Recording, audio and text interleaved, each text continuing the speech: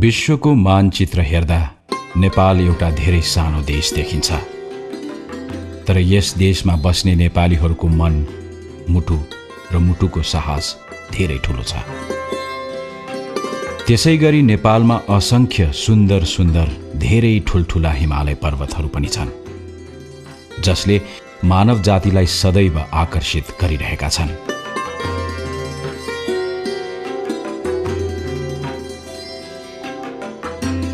सगरमाथा विश्वको सर्वोच्च शिखर। सगरमाथा नेपाल र नेपालीका लागि प्रकृतिको अनुपम वरदान हो।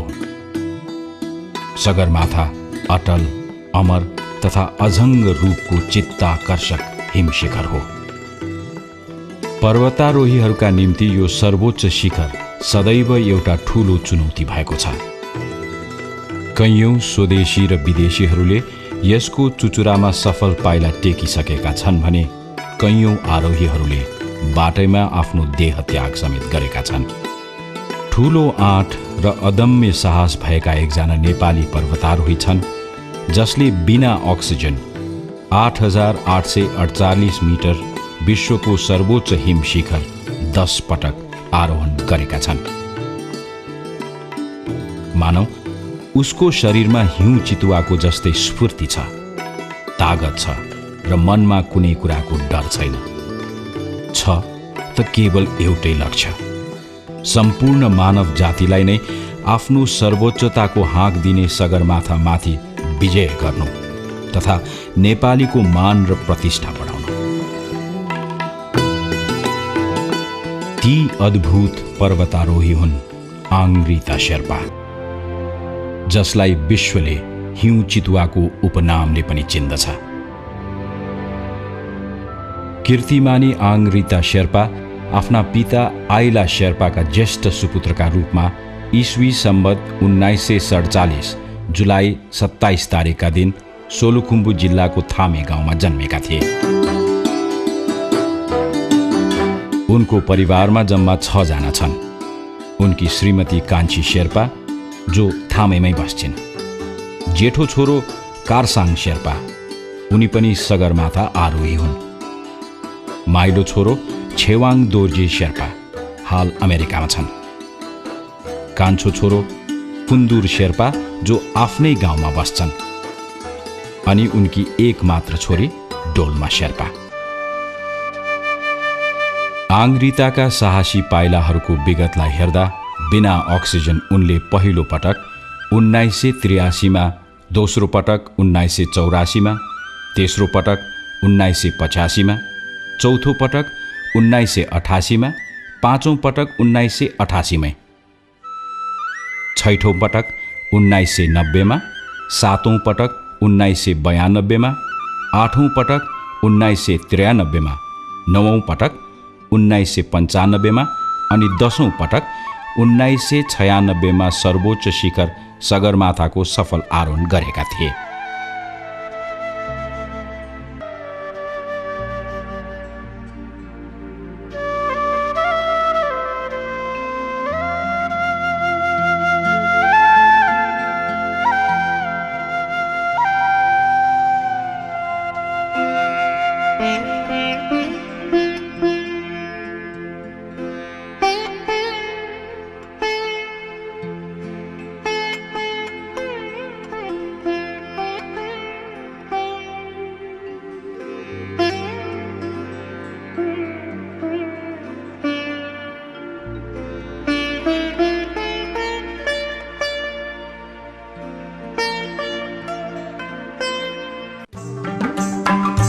आज फेरि उनै नेपाली साहस र वीरताका प्रतीक आङ्ग्रिता शेर्पा काठमाडौँ स्थित चाबहिलको डेराबाट 60 वर्षको उमेरमा आफ्नो स्वास्थ्य कमजोर हुँदाहुँदै पनि पुनः सगरमाथाको शिर चुम्ने उत्कट अभिलाषा बोकेर जोखिमपूर्ण यात्रामा प्रस्थान गर्दैछन्। उनकी जेठी बुहारी उनलाई सफलताको शुभकामना सहित विदा गर्दछिन्। लोकतान्त्रिक सगरमाथा आरोहण अभियानद्वारा सञ्चालन गरिएको यो यात्रा कुशल आरोही आङ्ग्रिता शेर्पाका निम्ति 11औं यात्रा हो। यस अभियानका टोली नेता आङ्ग्रिता शेर्पालाई लुक्ला प्रस्थान गर्नु अघि त्रिभुवन विमानस्थल परिसरभित्र परम्परागत रूपमा हार्दिक विदाई गरिन्छ। यो दिन हो 2064 साल वैशाख 5 गते। काठमाडौँको त्रिभुवन विमानस्थलबाट यति एयरलाइन्सको विमानद्वारा अतुलनीय साहसका धनी आङ्ग्रिता शेर्पा सोलुखुम्बुको लुक्ला तर्फ लाग्दछन्। उनको मुहारमा पुनः सर्वोच्च शिखरको चुचुरो चुम्ने इच्छा शक्ति, उत्साह र साहस प्रचुर मात्रामा झल्किएको छ। उपत्यका छाडेपछि विमानबाट देखिने प्राकृतिक छटा एवं मनोहर दृश्यले आरोही आङ्ग्रिता शेर्पामा नयाँ उत्साह र नौलो उमङ्ग झनझन बढ्दै जान्छ।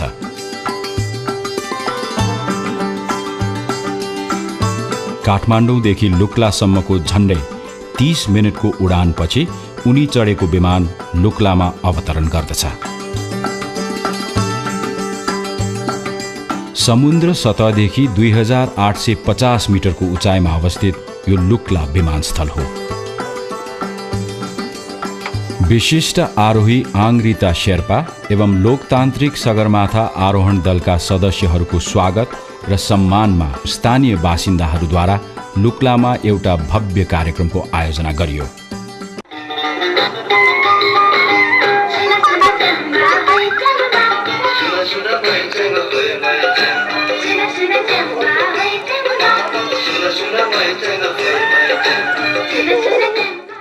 यस कार्यक्रममा पर्वतारोहीहरूलाई गरिएको आर्थिक सहयोग, सम्मान र शुभकामनाले हिउँ चितुवामा थप उमङ्ग, जोश र उत्साह थपिएको छ।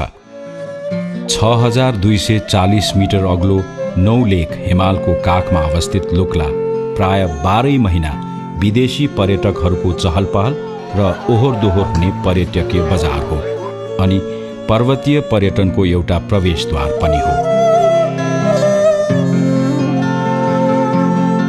यहीँबाट नेपालका अलौकिक प्राकृतिक छटाहरूको अवलोकन गर्न सुरु गर्दछ।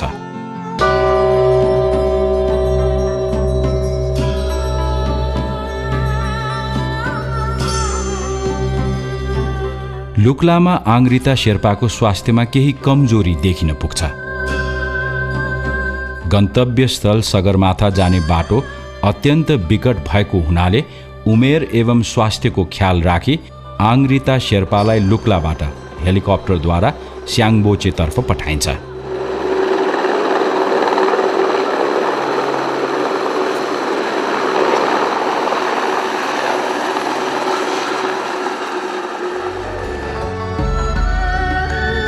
यता लुक्लाबाट प्रस्थान गरेपछि बाटामा पर्ने चौरी खर्क लगायत धेरै स्थानमा टोली नेता आङ्निमा शेर्पा र टोली सदस्य इन्सु राईहरूको विदेशी पर्यटकहरूसित भेट हुन्छ।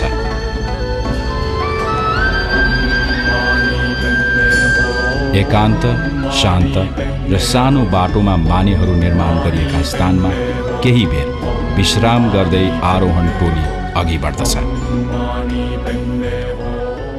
बाटोमा पर्ने फाक्देनमा उनीहरू नमस्ते लजमा दिउँसोको भोजन गर्न पुग्दछन्।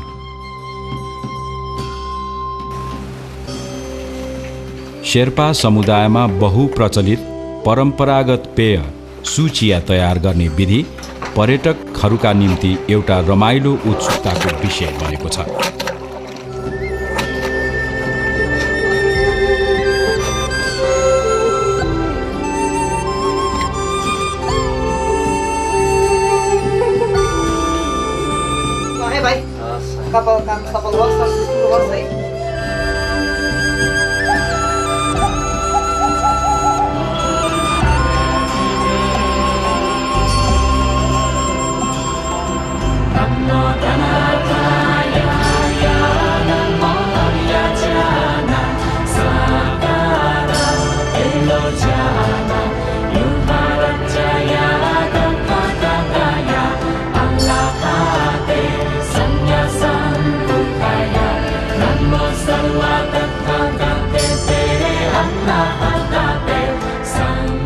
यो हो समुद्री सतहबाट लगभग 3450 मिटरको उचाइमा रहेको विश्वका उच्च हिमालय पर्वतहरूको काखमा रहेको नाम्चे बजार।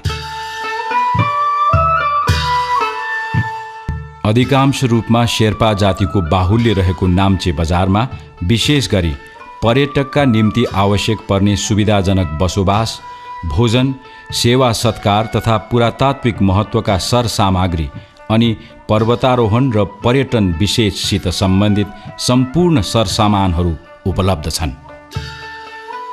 नाम्चे बजारलाई नेपालको एउटा मुख्य पर्यटन केन्द्र मान्न सकिन्छ। आज हिउँ चितुवा आङ्ग्रिता शेर्पा केही अस्वस्थ भएकोले उनी आफ्नो घर थामेतिर प्रस्थान गरे भने आङ्निमा शेर्पा र इन्सु राई चाहिँ खुम्जुङ उपत्यकातिर लम्किन्छन्। यो हो खुम्जुङ द्वार, जहाँबाट 3700 मिटरको उचाइमा अवस्थित खुम्जुङ उपत्यकामा प्रवेश गरिन्छ। उच्च हिमालहरूको काखमा बसेको खुम्जुङ उपत्यकालाई ग्रीन भ्याली अर्थात् आधुनिक हरित उपत्यका पनि भनिन्छ।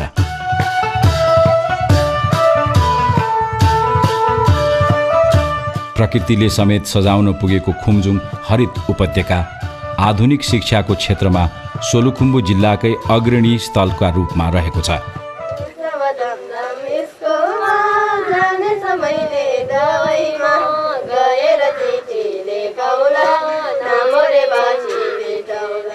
यो हो सर एडमन्ड हिलरीको प्रतिमा।